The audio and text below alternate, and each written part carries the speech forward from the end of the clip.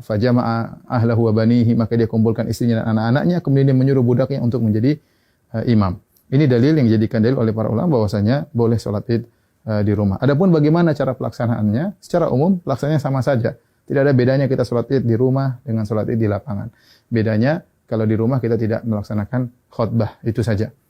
Baik, saya ingatkan kembali bagaimana cara pelaksanaan salat Id. Sebelum salat Id, kita disunahkan untuk mandi, ya, yaitu mandi tersebut kita kerjakan setelah terbit fajar, agar kita mandi di hari Id. Ya, setelah itu kita disunahkan juga untuk makan korma dalam jumlah witir, ya, mau 3, mau 5, mau 7, karena itu sunnah Nabi SAW. Kenapa kita dianjurkan makan korma? Untuk menunjukkan bahwasanya hari tersebut adalah hari Al-Fitr. Al-Fitr secara bahasa artinya berbuka. Idul Fitri artinya hari berbuka, artinya kita sudah tidak puasa lagi. Maka kita tunjukkan bahwasanya kita berbuka. Sebagaimana kita berpuasa karena Allah, kita berbuka juga karena Allah, dan Nabi SAW segera menunjukkan berbukanya tersebut. Kalau tidak ada korma, maka sebagian ulama mengatakan boleh makan yang manis-manis. Kemudian setelah itu kita salat Id. Adapun salat Id, maka waktunya dimulai dari waktu syuruk, yaitu sekitar 15 menit setelah sunrise, setelah terbit matahari. Dan berakhir kata para ulama sebelum waktu zawal, yaitu sekitar 15 menit atau 10 menit sebelum azan zuhur. Di antara itu kita boleh melaksanakan salat Id. Tapi yang terbaik kita salat Id di awal waktu, di pagi hari. Adapun pelaksanaannya, maka kita bertakbir rakaat pertama 7 kali, rakaat kedua 5 kali takbir.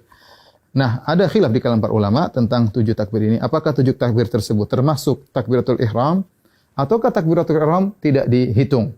Ya, takbiratul ihram tidak dihitung. Ini pendapat Imam Syafi'i rahimahullahu taala dalam kitabnya Al-Um, bahwasanya takbiratul ihram tidak dihitung. Jadi bagaimana caranya? Kita bertakbir dulu, Allahu Akbar. Ini takbiratul ihram. Kemudian kita baca doa istiftah. Setelah kita baca doa istiftah, baru kita bertakbir 7 yang disebut dengan takbirat zawaid, takbir tambahan. Kita takbir Allahu Akbar. Allahu Akbar. Nah, apakah di antara takbir ini ada doa khusus? Tidak ada dalil ya, dari Nabi SAW. Nabi pernah disebutkan membaca sesuatu di antara takbir-takbir tersebut. Oleh karenanya, pendapat mazhab Maliki tidak ada bacaan. Namun sebagian ulama berpendapat boleh membaca sesuatu seperti mazhab Syafi'i. Kita boleh bertakbir, boleh bertahmid, boleh bertahlil di antara takbir-takbir tersebut. Kita ulangi, kita Allahu Akbar, takbiratul ihram, kemudian kita baca doa istiftah, kemudian kita takbir 7 kali. Allahu Akbar 1, Allahu Akbar 2, ya, Allahu Akbar 3. Antara takbir satu dengan yang lainnya kita ada jeda sedikit, apalagi kalau kita jadi imam, agar makmum di belakang bisa mengikuti kita. Kita lanjutkan Allahu Akbar 4, Allahu Akbar 5, Allahu Akbar 6, Allahu Akbar 7. Setelah itu kita ta'awudz, kemudian kita baca Al-Fatihah. Setelah baca Al-Fatihah, kemudian kita baca surat. Nah, surat ini kita bisa baca, disunahkan baca surat Sabbihisma Rabbikal A'la, atau kita baca surat Qaf, ya. Salah satunya sunnah, seandainya seorang baca surat yang lain juga tidak jadi masalah. Setelah kita selesai baca surat, maka kita ruku, Allahu Akbar, ya, seperti biasa. Kemudian kita sholat, sampai kemudian kita pada rakaat, mau naik ke rakaat kedua, tatkala kita sujud, ya, kita sujud, kemudian kita mau bangkit ke rakaat kedua, maka kita bertakbir. Allahu Akbar. Ya. Nah, takbir dari sujud menuju ke rakaat kedua namanya takbir al-intiqal, yaitu takbir perpindahan dari satu rukun ke rukun berikutnya, dan itu tidak dihitung, tidak dihitung. Nah, rakaat kedua kita bertakbir 5 kali. Takbir tadi enggak dihitung, kemudian kita takbir lagi. Allahu Akbar. 1, Allahu Akbar.